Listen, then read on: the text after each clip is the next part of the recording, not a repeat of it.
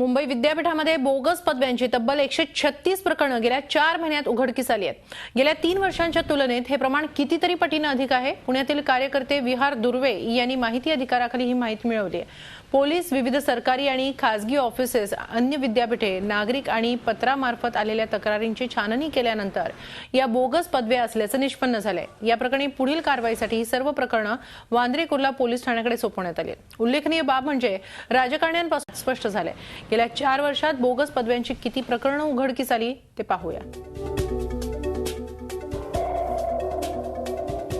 2015-16 मध्ये पहिल्या 4 महिन्यात बोगस पदव्यांची 136 प्रकरणं उघड झाली आहेत। 2014-15 मध्ये बोगस पदव्यांची 274 प्रकरणं बाहेर आली।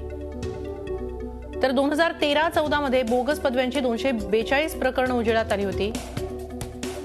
2012-13 मध्ये या बोगस पदव्यांच्या प्रकरणांचा आकडा होता 252।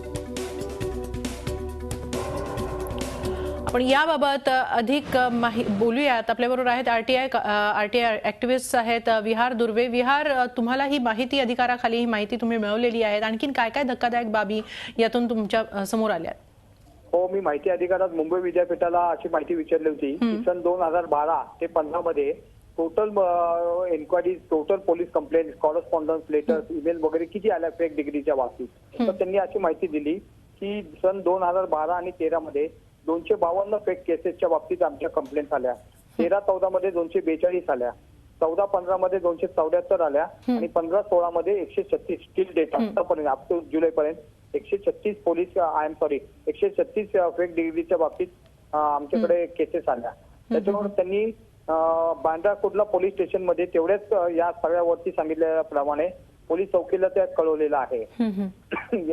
याची माहिती मला माहिती अधिकारात त्यांनी दिली। पण या 4 वर्षांमध्ये या बोगस पदव्यांच्या प्रकरणांमध्ये किती प्रकरणांवर काही कारवाई झाल्याची काही माहिती मिळाली आहे?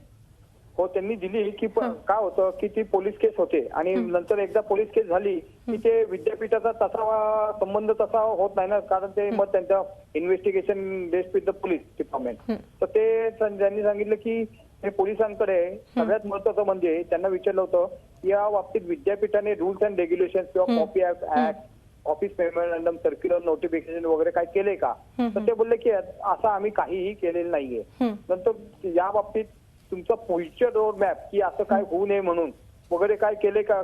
तर ते बोलले असं काय विद्यापीठाने उत्तर दिलं हे आम्हाला काही संबंध नाही। त्यांना एक प्रश्न विचारला की ही माहिती सगळी वेबवर का नाही टाकली तुम्ही वेबसाईटवर? माहिती अधिकाराला आता 10 वर्ष झालेली आहेत, ही माहिती वेबवर जायला पाहिजे होती।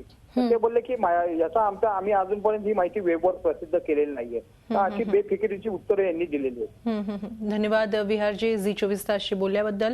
गेल्या 4 वर्षात 904 जणांच्या पदव्या बोगस आढळलेल्या आहेत आणि यावर खरोखरच काहीतरी गांभीर्यानं कारवाई। झी24 तास रहा एक पाऊल पुढे।